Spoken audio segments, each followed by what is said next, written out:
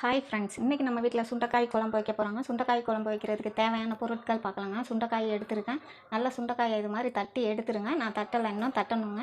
சுண்டைக்காய் கொஞ்சம், புளி கொஞ்சம், தேங்காய்ங்க. இதை தேங்காய் பால் எடுத்துக்கலாம். நம்ம வீட்டில் அரைச்ச மிளகாத்தூள், உப்பு, சின்ன வெங்காயம் கொஞ்சங்க, பூண்டு கொஞ்சம், தாளிப்புக்குங்க. இது தாளிக்கிறதுக்கு வெங்காயம், தக்காளி, கருவேப்பிலை, இவ்வளோ தான் ஃப்ரெண்ட்ஸ்.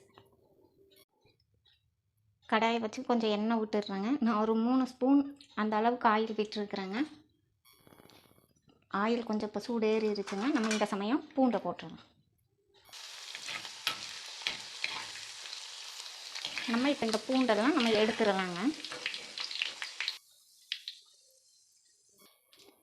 நம்ம சின்ன வெங்காயத்தையும் போட்டு பொரிச்சு எடுத்துருவாங்க. ரொம்ப நேரம்லாம் பொரிய வேணாங்க. இந்த மாதிரி லைட்டாக பொன்னிறமாக அப்படி லைட்டாக வந்ததுமே நம்ம எடுத்துருவாங்க. பூண்டு, சின்ன வெங்காயம், அதுக்கப்புறங்க சுண்டைக்காய், இது 3ஐயும் நம்ம பொரிச்சு எடுத்துட்டோம். இனி இந்த ஆயிலே நம்ம கொஞ்சம் கடுகு போட்டு குழம்ப தாளிக்கலாம். கொஞ்சம் கடுகு, கொஞ்சம் வெந்தயங்க. கடுகு பொரிய ஆரம்பிச்சிருச்சுங்க. நம்ம கருவேப்பிலை போட்டுக்கோங்க. அடுத்து வெங்காயம் போட்டுக்கோங்க. நல்லா கொஞ்சம் வதக்கி விட்டுருவாங்க. இப்போ தக்காளியை போட்டுருவாங்க. தக்காளி வணங்குறதுக்கு நம்ம கொஞ்சம் கல் உப்பு போட்டுக்கலாம். நம்ம கொஞ்சம் கல் உப்பு போட்டதுனால சீக்கிரம் கொஞ்சம் தக்காளியும் நல்லா வணங்கிடுச்சுங்க. இப்போ மிளகாத்தூள் போட்டுடலாங்க. மிளகாத்தூளை போட்டு நல்லா இப்படி கொஞ்சம் கிண்டி விட்டுருவோங்க. அதுக்கப்புறம் நம்ம புளி தண்ணியை ஊற்றிடலாங்க. இந்த மிளகாத்தூள் நான் வீட்டில் அரைச்சதுங்க. இதிலே மஞ்சத்தூள் எல்லாம் போட்டிருக்கேன். நல்லா கொதிச்சிக்கிட்டு இருக்குதுங்க. இதை அப்படி கொதிச்சிக்கிட்டு இருக்கட்டும். நம்ம எதுவும் பண்ணாமல் டிஸ்டர்ப் பண்ணாமல் அப்படியே மூடி கொஞ்சம் நேரம் விட்டுருவாங்க. இப்போ 5 நிமிஷம் ஆச்சுங்க. நம்ம ஓப்பன் பண்ணி பார்க்கலாங்க. நல்லா கொதிச்சிக்கிட்டு இருக்கு. இப்போக்கி நல்லா கிண்டி விட்டுட்டுங்க. பூண்டு, சின்ன வெங்காயம், இந்த சுண்டைக்காய், இது 3ஐயும் நம்ம இதில் போட்டு நல்லா கொஞ்சம் கொதிக்க விடுவாங்க. சிம்மிலே விட்டு வேக விடலாம். நம்ம கொஞ்சமாக உப்பு போட்டோங்க. இப்போ கொஞ்சம் உப்பு போட்டுக்கலாம். குழம்புக்கு எவ்வளோ தேவையோ அந்த அளவு போட்டுக்கலாம். கொஞ்சமாகவே போட்டுக்கோங்க. பத்தாட்டினா நம்ம போட்டுருக்கலாங்க.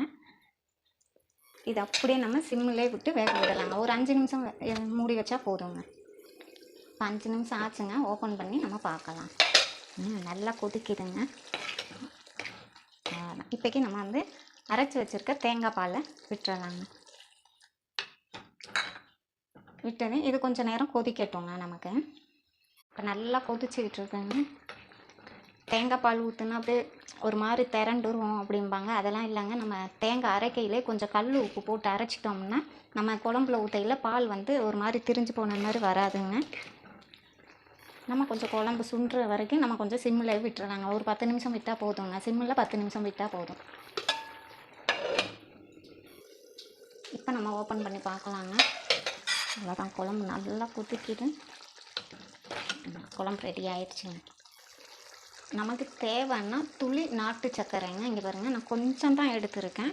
தேவைப்பட்டால் போட்டுக்கலாங்க. நான் கொஞ்சமாக போட்டிருக்கேன், அவ்வளோதான். இது போட்டால் கொஞ்சம் நல்லா குழம்பு டேஸ்ட்டாக இருக்கும் அப்படின்ட்டுங்க.